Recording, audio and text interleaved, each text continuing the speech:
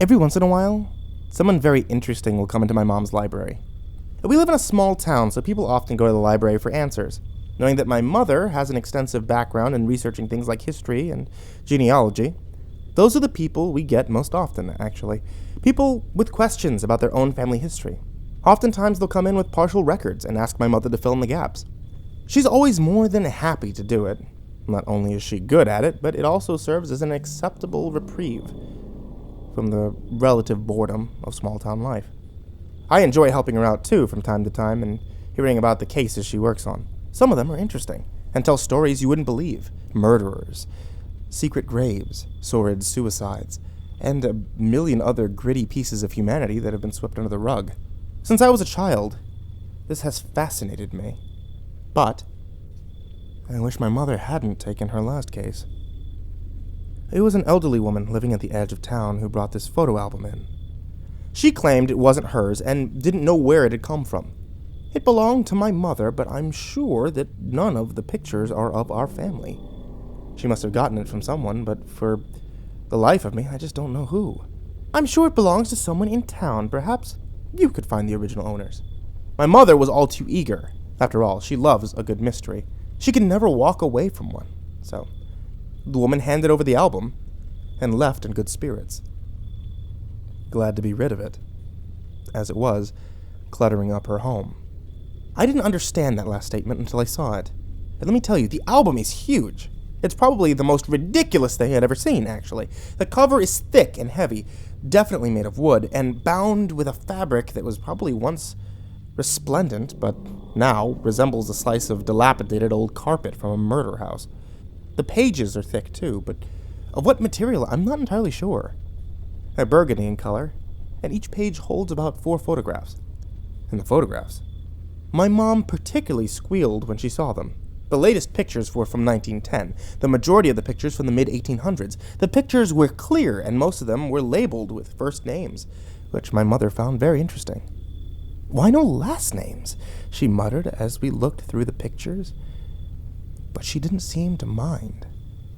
It just added to the mystery. It would be a fun challenge. But something about those pictures really freaked me out. I mean, I was really, really uncomfortable, and I just couldn't explain why. There wasn't anything strange about them. But I found that I didn't want to look at them very long. I just felt like I'd stumbled across something. Something I shouldn't have. After a few weeks, my mother seemed to have reached a dead end with the album. No matter how hard she looked, she was unable to identify its original owner. Although an S was inscribed in the metal clasp, none of the families in the area with last names beginning with S seemed to have any connection to the album. And the more my mother looked, the more confused she became. "Maybe it isn't from our town at all," she mused to me one afternoon. "Maybe it's from somewhere else. That woman's mother could have gotten it from another acquaintance or another family member, and at this point, we'll never know. But I really don't think it's from around here." I sort of shrugged it off. I was kind of glad that it came to nothing. It made me feel a little more relaxed. But it shouldn't have. As a last resort, Mom decided to stop out at the old town cemetery. It was in use up until the mid-1900s, at which point it was too full, and a new one was opened up closer to the edge of town. The cemetery was fairly dilapidated now, but my mother did her best to take care of the gravestones that were left, hoping to preserve some of history.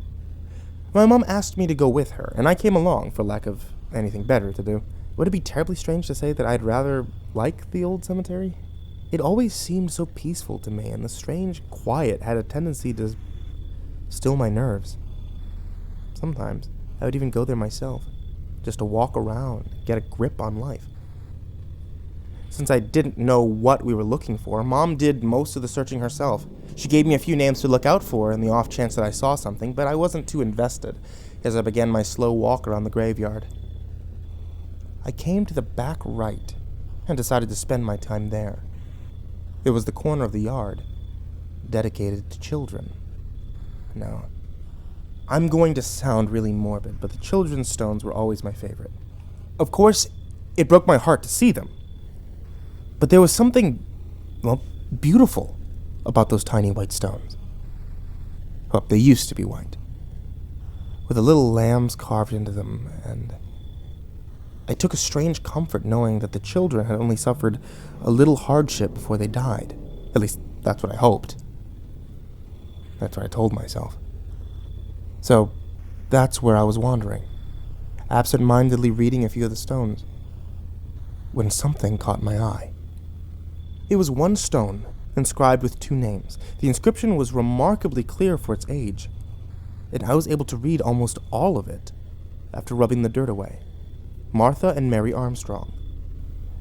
Birth, June 6th, 1862. Death, August 8th, 1862.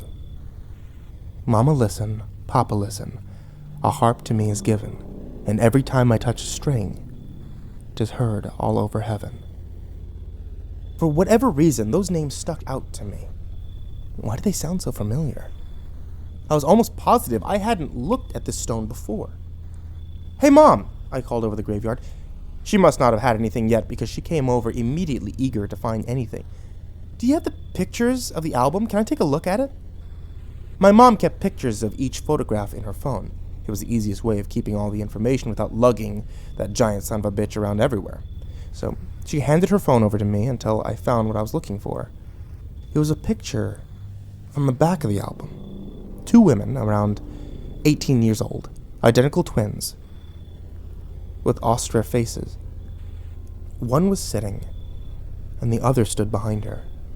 Inscribed beneath their pictures was the names Martha and Mary. So my mom looked at the picture over my shoulder, then looked at the headstones. That's really weird. Yeah, but there's no way. I trailed off, frowning and wondering. Was there a way? Mom and I had no leads, so we stuck to the children's stones looking for more matches. And we found them. Out of the 32 pictures in the album, we identified 20 of them. All of them infants, all of them dying within a few months of being born. We might have been able to identify more, I suspect, but some of the old stones were so old that the inscriptions had been rubbed away and were unreadable. But there were too many similarities for it to be a coincidence. I could tell that my mother was a little bit unsettled. I was too, but we took pictures of all the stones and recorded the epitaphs so that we could take a closer look at them at home. Mom decided to go to the county courthouse and try to find any remaining records on the infants, although neither of us held much hope. Dead children don't leave many records, unfortunately. As for me, well, I couldn't get rid of that nagging feeling that I was missing something.